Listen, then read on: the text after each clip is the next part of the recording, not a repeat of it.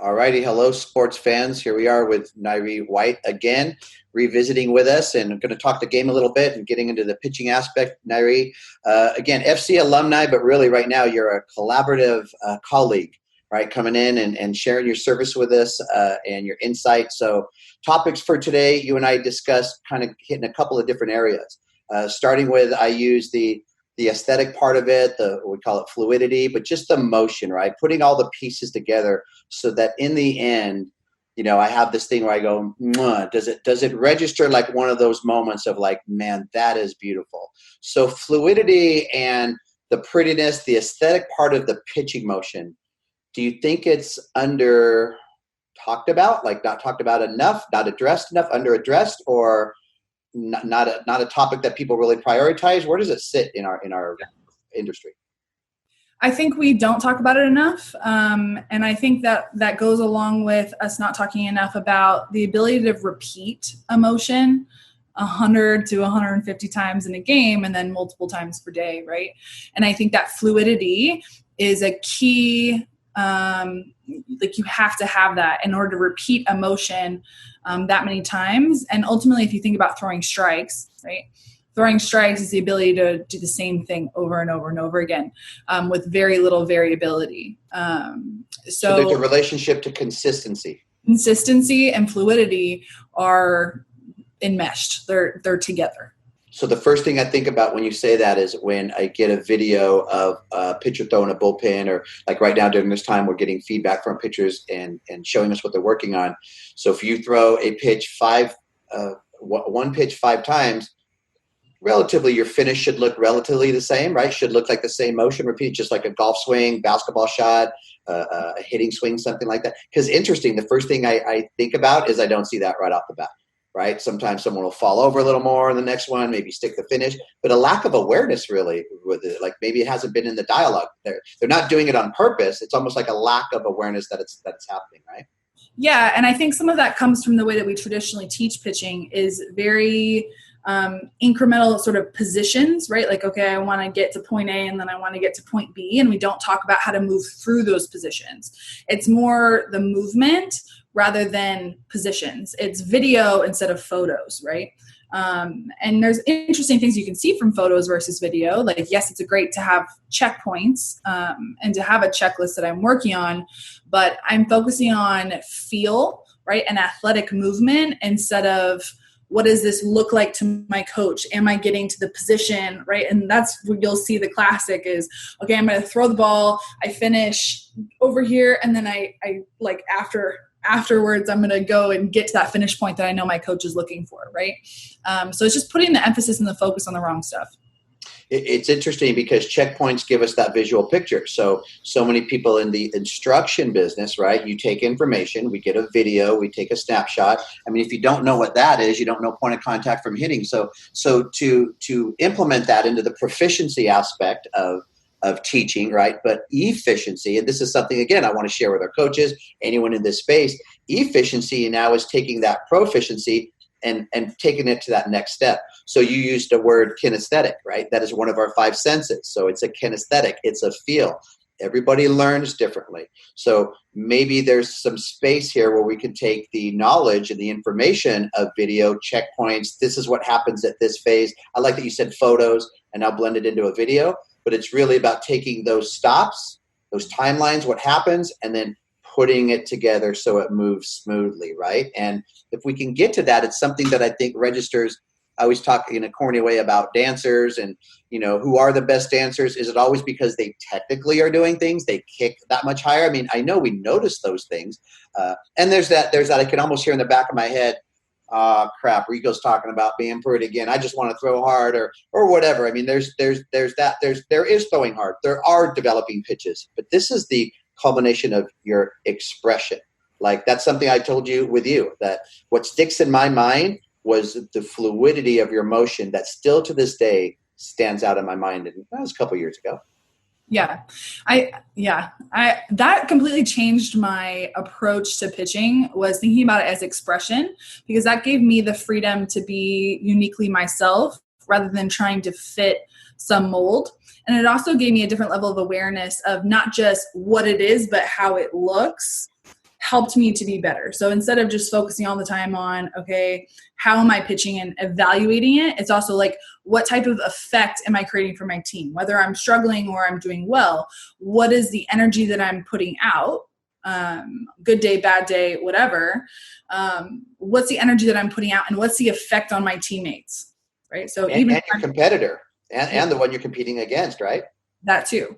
And I think that has such a important, it's not just fuzzy. It's not just abstract. It has a real tangible difference in the game. And when you talk about, oh, I want to throw hard, like forget looking pretty. Any person who's throwing over 65 anyway, say you are a high velocity pitcher, you watch Rachel Garcia throw, Monica Abbott throw, and it looks effortless. It does not look like they're trying to throw hard. And I think when we're talking about fluidity, it is, okay, an abstract concept, but it happens because of your sequencing and because of everything happening in the right order, because it's going to look a little bit different on different body types. There's a million different ways to be effective and to pitch effectively. But the sequencing piece is the core kind of underline between everyone, whether it's Gabby Plain or Monica Abbott, whether it's Kat or it's Barnhill, right? You have that sequencing piece of being able to apply power at the right place and the right time to create that effortless power instead of that powerless effort. And I think that's where it also comes into the order that we teach things in, right? Okay, do I start at the beginning of the motion, or am I just kind of chopping it up piecemeal? Do I understand how things blend together and how they build on each other? And where am I getting my energy from? How am I applying that energy? I think those are the pieces that we're missing a little bit in the way we traditionally teach pitching. Do you use that term effortless power or powerless effort, or did that just because I'll buy that t-shirt right now. Like, that was pretty good. I got that from my dad. So that's a Mike White quote. I cannot take credit for that. Very, very nice. Good. I was going to grab it if it just came up. So good. We found out where it came from. When I was growing up, he put value on that, right? I think it's really important to be aware as coaches, what am I putting value on? And that's going to direct the mindset and the energy of my student, right? It's telling them what's important. And I think it's very important to say what's actually most important, because everything's important. We know that, right? But if you're going to do something, here's the bottom line, like these are the things that are most important so you can really focus and attack. I think every coach is teaching what is most important to them, whether they know it or not. All you have to do is listen to their lesson, and you're going to know this is what's important to that instructor. It repeats itself. Let's get into some demonstrations. So maybe what we could do is get into your little space there, and we can kind of show what typically happens, right? Pitchers learn certain things, whether it's the K position or, the arms coming out, the release points, but then how do we transition to that, very powerful word to use, sequence, right? Sequence them so that they put them together. I think that's part of the frustration with the current crisis right now, is because it's so fluid, it's moving all the time. We never know what to expect at any given day, and we want answers, right? And so fluidity applies in more than one area right now. Very true. So let's go through some typically kind of where it starts for some pitchers. They'll learn some of these positions, and then kind of how we could suggest take them through from the starting point to the ending point. I say from the beginning of the sentence, where is the period at the end of the sentence, and how does it all flow together in between? Right. So to me, it starts with your wind up and your weight shifts. And wind up is the place, I think, where there's the most room for style and individual, kind of your own unique way of doing things that feels right. It has to be comfortable. And so within that wind up, you'll see a million different types, but everyone creates in hitting, say negative move to positive move, right? Some type of weight shift where I'm creating energy with my own body weight. And this is where especially smaller pitchers can really differentiate themselves, is being able to use their body weight effectively and efficiently. And so you'll either start on front foot or back foot, both is effective, but I'm trying to get this negative point. My hips are loaded back and my chest is down. So Garcia, you'll see this and sort of a bounce forward, right? With Abbott, you'll see front foot, back foot. So everyone's getting to the same position. Cat, right? Here, here. No matter what the style, we're all hitting that same negative move. Hips are in a hinge position. So if you compare this to like deadlifting or even fielding, right? I don't want to squat. Good. I want to deadlift. I want here loaded through my hips. And then as I shift forward, I'm driving through both my glutes and my legs. We say all the time, stay in your legs, right? But we're not talking about our center of mass. We're not talking about where some of our largest muscles are. And so creating, number one, weight shift to hinge, and then leg drive and drive from my hips as well on the way forward. So I'm creating direction and I'm creating acceleration from the beginning of the motion. Let me ask you about a component of the weight shift that my eyes, for whatever reason, continue to go for. Yes. When you shift the weight, so many pitchers, their toes come up on their rubber foot, right? Some of them, they stay down. Can you address that real quick? Is that a philosophical thing? Is that an area of neglect? I got to let my cat out real quick. But what are your thoughts on that? So on that, it's more of a style thing. With front foot, it's a feel. And it's important to know anytime we're putting power into the ground, it's through the balls of my feet, which seems obvious, but something we really need to teach young athletes. So from here, I want to make sure whether I start with my toe dug down. Back just a little bit towards your mirror, just a little bit. Right there. Got to see your foot. There you go. Perfect. I start with my toes down and I shift to the ball of my foot that way, or I start with my heel up and I like that trigger or that, I compare it to a power drive. Right. You're sort of creating your own power drive. And so no matter what, I have to be able to get to the ball of that foot quick, right? And I have to also push off this back toe. So I'm really getting to this sprinter's lean position. I'm on the balls of my feet and my shin angle is forward. It's positive rather than mid-foot here is the idea with the toe up to slam is that weight shift effect. It also works with the toe down. When you do that, when you rock back, so can you get in that position when you rock back and your toes come up? And maybe this is just visually to me, right? Visually to me, when I see a pitcher just rock back, so many times I see them rush through that motion. So rushing that first piece, rushing that toe comes up. And so by the time the whip is really in play, it's not whipping. It's actually the slower part of the whole motion. And yet I call it the avalanche feeling, right? So I can see like Tara Novella, when she brings that toe up, it's the beginning of that. And so it comes back and then whoom, it comes forward and just explodes towards the pitcher. Have you found that is one easier to teach like younger players as far as the rhythm of it, or does it not matter as long as you're teaching the right concepts of that explosion? It doesn't become too much of an issue and it becomes like a choice or stylistic.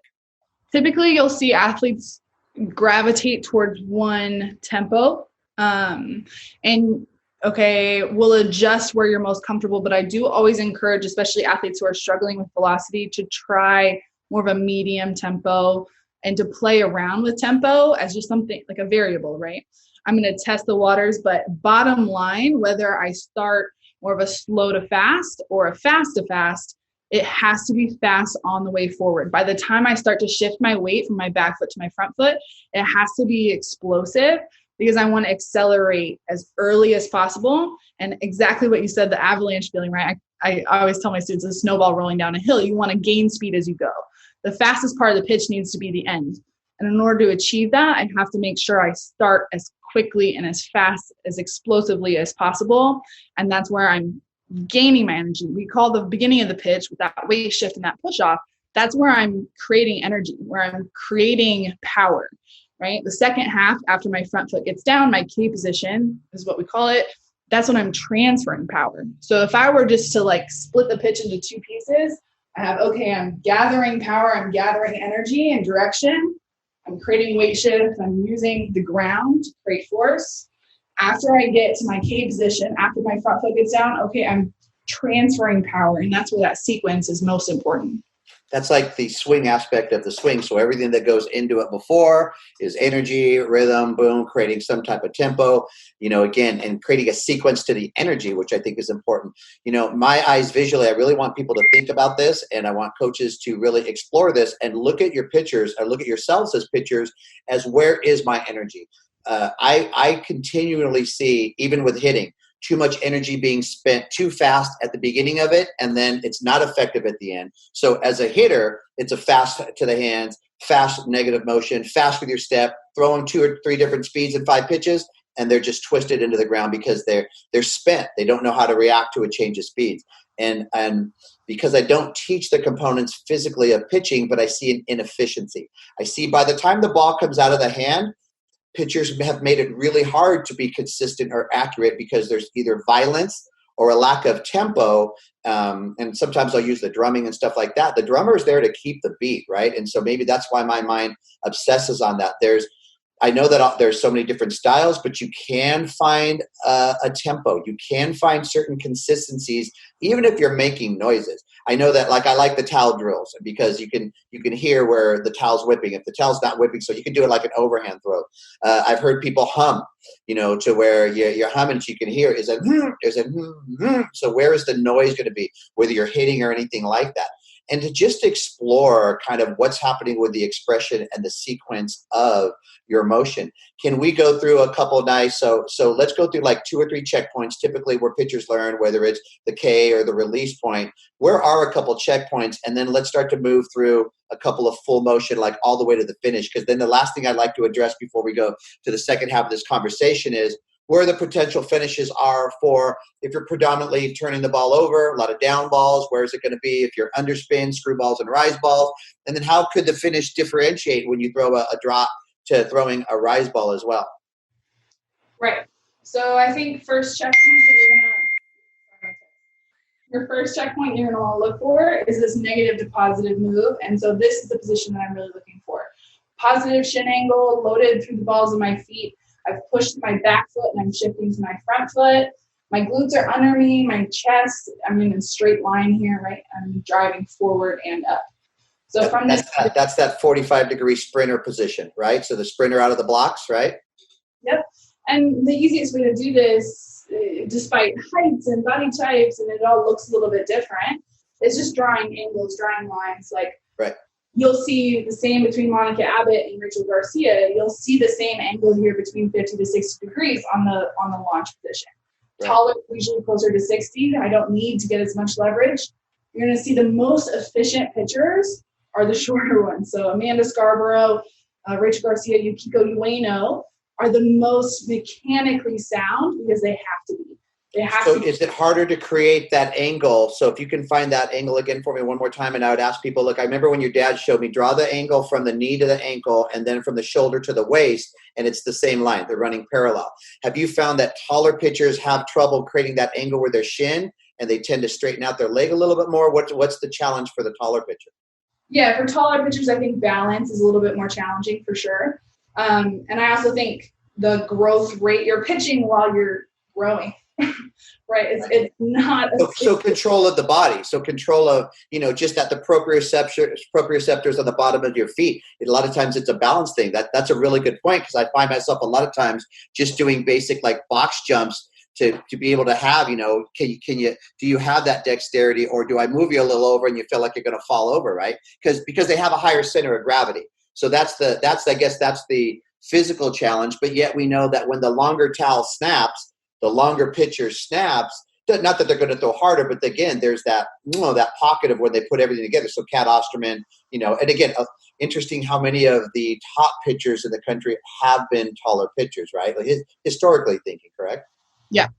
I think there's more room for error for taller pitchers. And it begs the question, how hard can we actually throw? I personally believe that we have not seen I think we will see an 80-mile-an-hour pitch in our lifetime, mainly because I've seen men do it many, many times over who are not as tall or have as much leverage. Maybe the forearm strength piece of it, us continuing to develop strength and conditioning, all of that, and getting a more scientific approach to pitching. I think it's my dog, Charlie.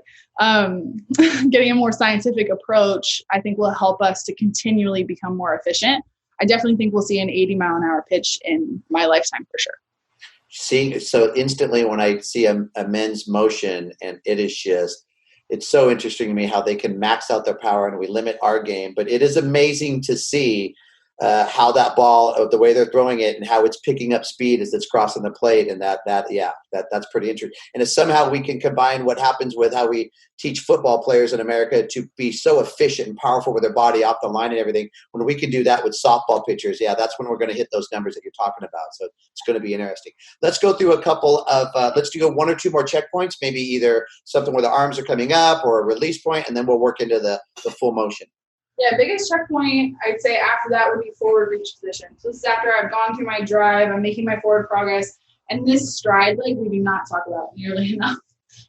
So at this position, my forward reach is when I'm really beginning to accelerate, but also biggest point for creating direction, and also one of the biggest checkpoints for injury prevention. So from right here, it tells me a lot about how I'm going to be landing, and landing is the most impactful and highest risk piece, injury-wise, for pitchers.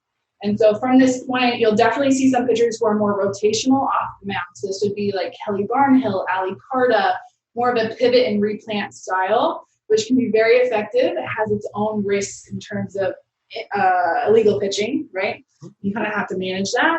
I don't personally teach that if I have a beginner. And if I have someone who's rotating immediately off the mound, we do kind of backtrack. If I have a pitcher who's already successful, she has no major injury concerns, she's throwing with good velocity, good direction, I'll maintain a pivot replant. So by pivot replant, I mean this foot, this knee is going to rotate off the mound.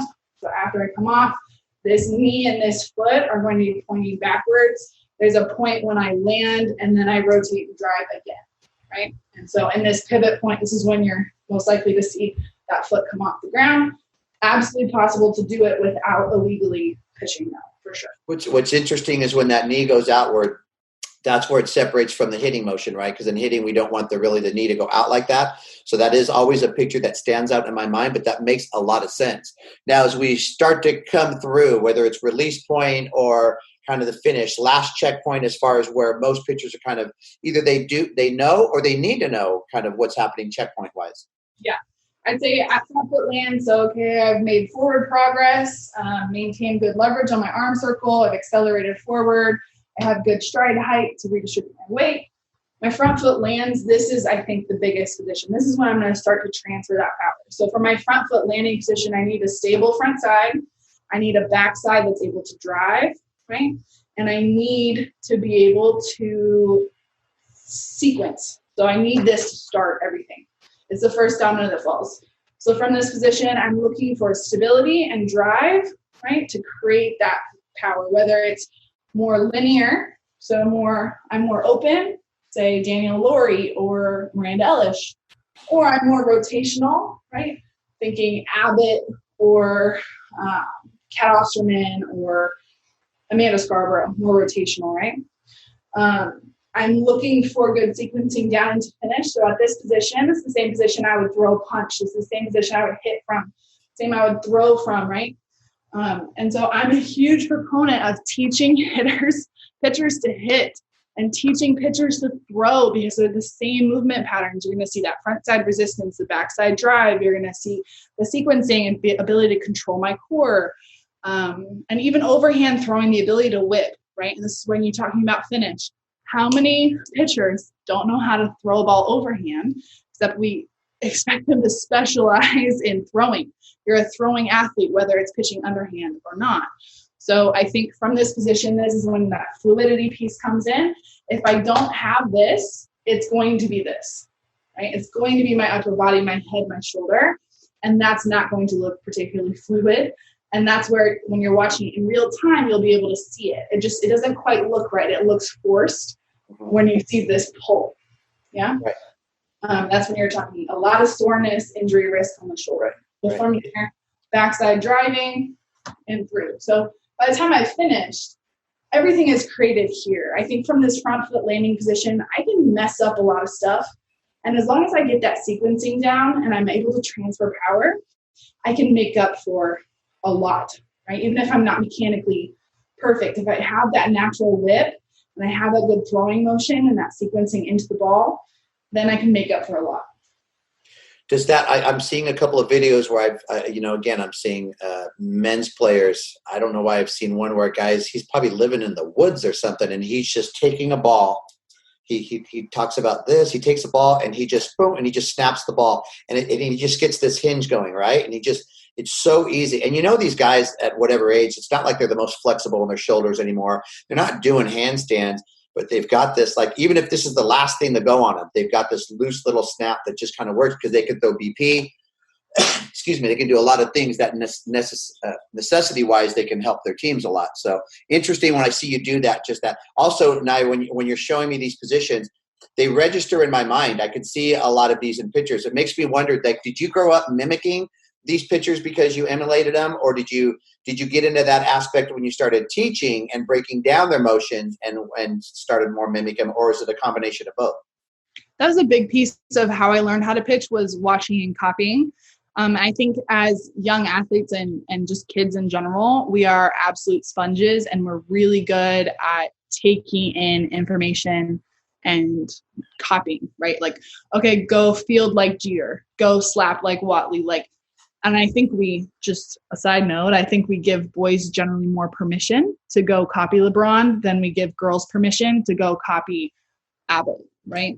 Yeah, because young ladies are more likely to copy a dance move or a hairstyle than a batting stance. See, because tell a guy to copy another guy's dance style or his hairstyle, he's gonna look at you like, I mean, he gets influenced, but it's that whole thing. 9-year-old boys know how they want to swing the bat. It's a different priority. But I absolutely agree with the fact that how do we create that visual component for people, because the visual model and visual learning is a big part of this. Even like right now, us talking about being able to get into the visual aspect of this. Now, what I'm going to ask you to do is I'm going to have you tilt your camera up just a little bit so we get a little more of like waist up, because what I want them to see now is what I like to go through is maybe two or three motions from beginning to the end of where you typically finish, because now I want people to see how almost this relates in like if it was like a TV show or something. It's not Nyree componently how she's throwing. This is Nyree dancing. This is Nyree boom. So,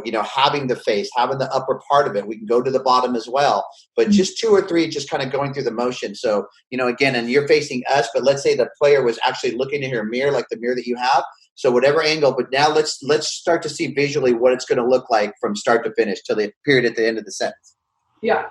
So from beginning, I'll do glove swing, and I'll also do stay in my glove. So swing, through,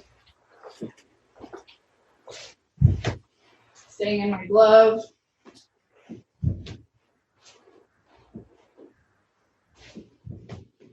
Now, so many times I'll see a drill where I know they're conditioning drills where the pitcher does something like this, but she's doing it as fast as she can to try to gas her out a little bit. And I get, I understand training and things like that, but to integrate something like this where it's just like with hitting, I call it forward and rewind, right? And then rewind it rather than swing and then let the bat come down. Take it forward, hold it, and rewind it. Right, forward, so you're actually tracing the same path twice for every swing, just trying to ingrain, the term is motor patterns, everyone understands muscle memory, but that's what we're trying to do, right? Can you do a couple towards us, please? I think repeat it, right? Like, is it a repeatable thing? I think doing things slowly is a really good way to figure out awareness and to feel through. And so I could watch that all day. Now, something a little different on your last one. Let's go one more towards us, but show me that right where that I say period at the end of the sentence means where does everything stop? Where's the end of the motion? So if we were to take that still shot, stop right there. So now let's talk about that. Let's maybe do one more from the side so we can see how your arm extends out, please. And let's talk about that component, right? How can pitchers take the information and all the different teaching styles and philosophies, so whether it's, their arms coming up or whatever, and just start to understand a more natural. So it's not to shoot down someone saying to do this, because you and I have talked about this. There are things that instructors tell their students to do that visually don't look the way it's done, in the natural motion. But a lot of times it's to drive home a point. It's to make sure, so why did we swing down? It wasn't because we were hitting everything into the ground. There's certain concepts that we're over delivering. So knowing that with instructors, this isn't about, hey, my teacher does that and they're wrong. But how can we take more pitchers towards a more natural finish point? Mm-hmm. I think I'll show you a couple basic drills that I like to do, or sort of feels. Okay. So I'll take something heavy. Say, for example, I have my ball here. My favorite's like a sledgehammer, right? And just swing it back and forth.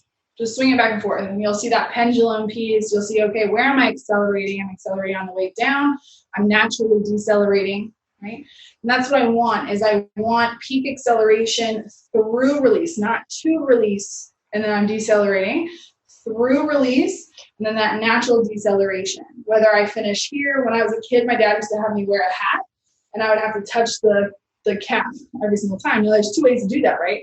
I can do this, or I can do this. And so that's what. Can I suggest a foam sledgehammer for certain pitchers right now, starting? Because I was just seeing a couple that maybe come up here and then they grab the sledgehammer. The first one's the old concussion protocol. That's old tough love, though. Sometimes that's the way it needs to go. But I totally get that, right? Like, let the pendulum happen, and what's that natural finish point, right? Yeah. So that's where you'll feel the direction of your energy. Like when you add weight, right? Or even if you just swing your arm back and forth, feel the heavy part. And if I'm tight here, there's no heavy part.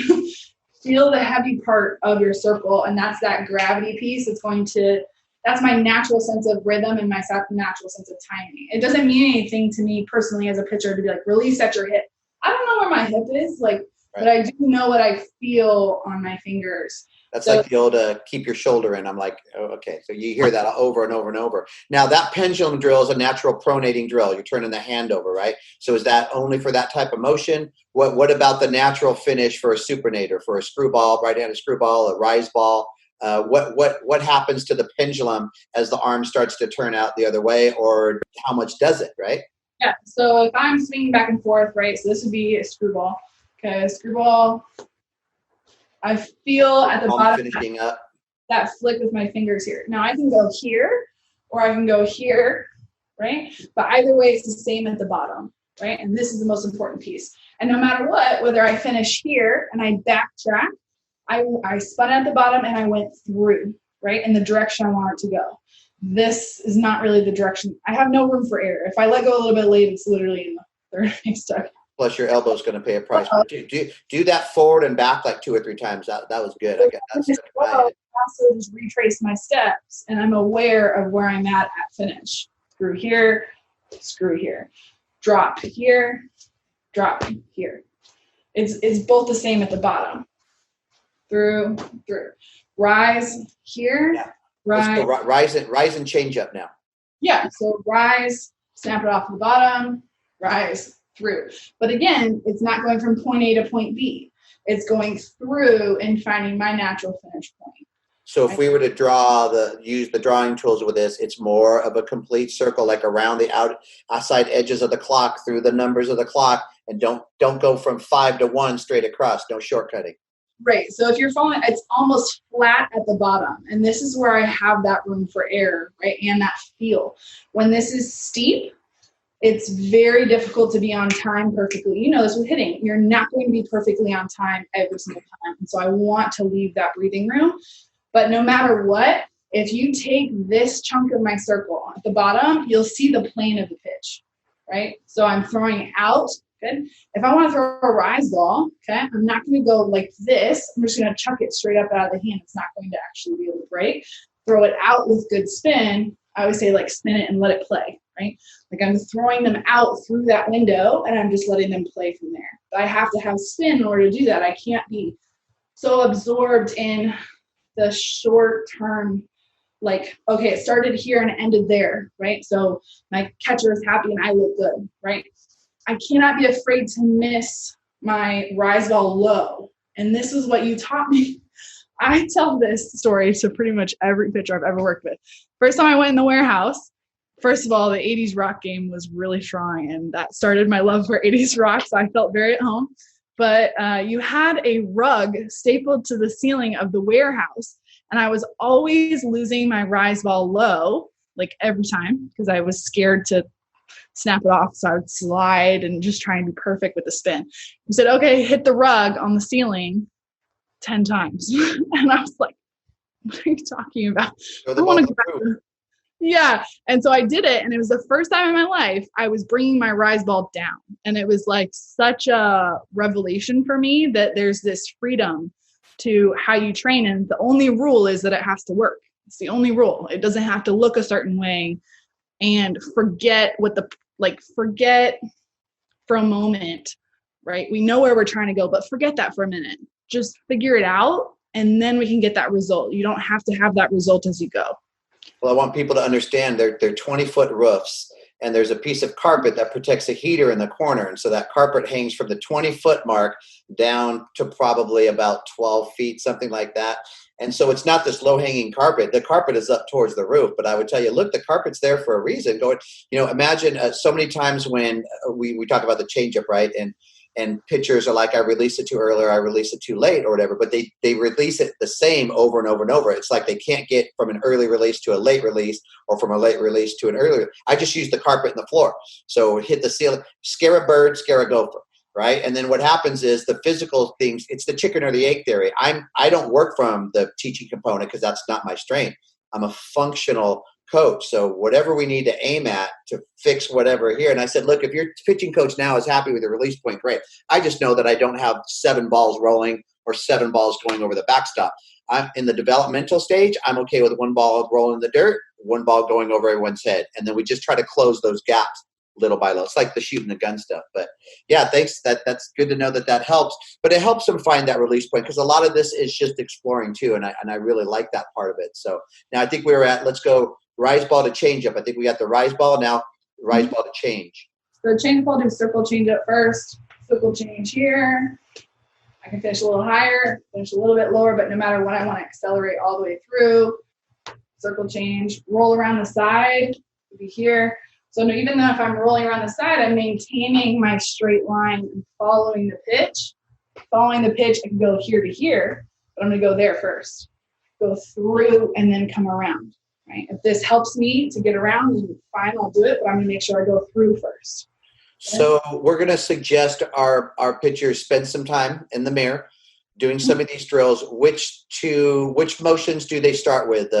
Just one pitch? Do they go from 1 to 2? So let's talk about what to start with, and then how many of each in a particular set, going back and forth, and then how many sets. Yeah, I would just go from K position first. So this would be drop balls, just back and forth, and just feel that heavy part. And make sure it's a repeatable swing, right? So I'm not drawing lines that I can't repeat. So a natural pendulum. Yeah, natural pendulum. Other example would be a double circle or triple circle. You can just make continuous circles, and I'll feel the continuity. I'll feel the smoothness. If there's any type of, call it like a hitch, like you'll see like a hitch, right? I'm twisting, I'm turning, I'm losing a little bit of direction. So I'm just going to feel that continuity. I can do it with rise ball. Do you do those in sets of 3 at a time? So once you start the arm spinning, about how many revolutions will it make? If I have a ball, I'll go 2. So I'll go 1, and then I'll release on the second one. I'll even go full speed. So like full speed, which I'm starting fast, but I'm getting faster, right? If I'm 5 to 10 reps of those, or about how much? As many as it takes to work. Okay. Well, careful when we give our pitchers that, because that could be like starting at 7 in the morning and finish at midnight, depending on the obsession. And someone else, it might be 3. So let's go with, I'd say let's start with either 5 minutes, right? Yeah. 5 minutes exploring it, or if double circles, let's go at least 10 in a set, 2 sets of 10, right? Yep. So 2 sets of 10 or 5 minutes of exploring kind of the arm circles, and then the pendulum as well. Spot on. I usually say 10 to 20 reps, or just go by time for sure. Look at that. Good deal. And in a lesson, depending on, like, sometimes we break something down for 20 minutes a lesson, but once we start going through kind of checkpoint drills of lessons, it's like 3 to 5 minutes of each, and then we kind of move on, start getting to the meat and potatoes. So let's go through maybe the first 2 pitches. So if we're going to turn one over, would we go from like a curveball to a screwball? Yeah. Like face, so like curve and screw. Mm-hmm. All right, so curve. So we do one of those. Screw. There, then you go to a screwball, and you could do 5 curves and 5 screwballs if you want to get the motion the same, kind of recreate it. But once you feel like you're creating the same motion, start to alternate between 2 pitches. Again, sets of 10 and 20. right? So either alternate to 10 and do another set, or do 10 screw balls, 10 curve balls, do another set. 2 sets total is a good number to kind of get in the pocket, right? Yeah. And then I would say, Nia, if we could let's finish on rise ball changeup. We'll do 3 of each, and then we'll start to wrap it up. Okay. Rise, change, there. Backflip change. Good. And remember to just hold that finish just a little bit so we can remember where we're at, right? So let that sink in kinesthetically so you can feel what that feels like, and then you can see what that looks like in case you're going to videotape yourself and you want to see these checkpoints later. Because I love the way that arm comes out. It's just a natural thing. And I believe, again, if we can communicate this efficiently, we can reduce injuries because you're reducing tension, being aware of like what you call the hitch and different things, swinging the bat, right? Swing the bat and your shoulders don't pop up. You're using all your hands. So many people, when you put the bat in their hands, you see their shoulders pop up. And they don't realize you have to sit them down from them to realize that if I sat like that, this gets really uncomfortable. So learn to use your hands independently together, put that sequence together. Now, we're not even going to get to the winning aspect. We're going to kick that to the next conversation we have because this was really good. We needed to spend time on these checkpoints, and the whole tie-in to the fluidity aspect of this, again, is a kind of a relatable topic right now, but it's something that I really feel like could be utilized so much more to bring out the true beauty in the motion of pictures. And so for the young ladies out there, again, you fix your hair every day. Well, maybe some of you aren't every day right now in the quarantine, but for the most part, when you're going outside, you're making sure you look good. For those of you that dance and you understand the music component, you understand that it's not about all the body parts as far as the measurement of it. And to those of you that are just stuck in that left brain, it's about angles. Well, you turned this off probably about 45 minutes ago because this stuff just doesn't register with you. But if you're still watching and you're like, man, Rico is just left home. But hey, Nia's with me on this. So this isn't total craziness. Explore this. Explore how things move. Explore it because honestly, go back. And right now it's like watching the Last Dance documentary and stuff. Man, even when Jordan hit his last shot and the very last shot of his career and that picture he took, and he even talked about it afterwards, boom. That finish was there, and it's history, people. And so, again, where does it fit in? His finish didn't make the history, but his finish is part of the history, and it's part of what makes those pictures so dang good. So anything else you'd like to add in closing? No, I think that's it. I think one piece you always say, like, I'm not a pitching expert, but there's so much that you taught me about pitching because you have this intuition about it, number one, but also because you've studied, especially like hitting or throwing or anything like that, right? I think young athletes can learn something from that is that you don't always need an expert to walk you through step-by-step everything. There's so much that can be figured out just by doing, but that means that you have to be willing to mess up or kind of stumble a little bit along the way because it's an experiment. And so to take that ownership and to trust your own intuition when it comes to pitching of what feels right, what you see with your own eyes, and then what you feel yourself doing. It's a really good point. Nyree, thank you so much. Brickwallsoftball.com? Yes. Right. Any YouTube videos, anything like that? Any other place we could find you, or mostly Brickwall right now? It's a lot on Instagram, a lot on Facebook, and on Twitter. I'm Brickwall Softball on all of those platforms. And then I do have an online course also available through the link in my Instagram. And I'll let the Firecracker Nation know that you and I are just starting this relationship, but we're creating a working relationship. So we're going to get creative on how to bring Brickwall Softball as part of the value with Firecrackers and stuff like that. So you and I will get in that pocket in the next week or so. Right now, just really enjoying the conversations. I'm learning a lot. So hopefully people that are watching do as well. I appreciate your time.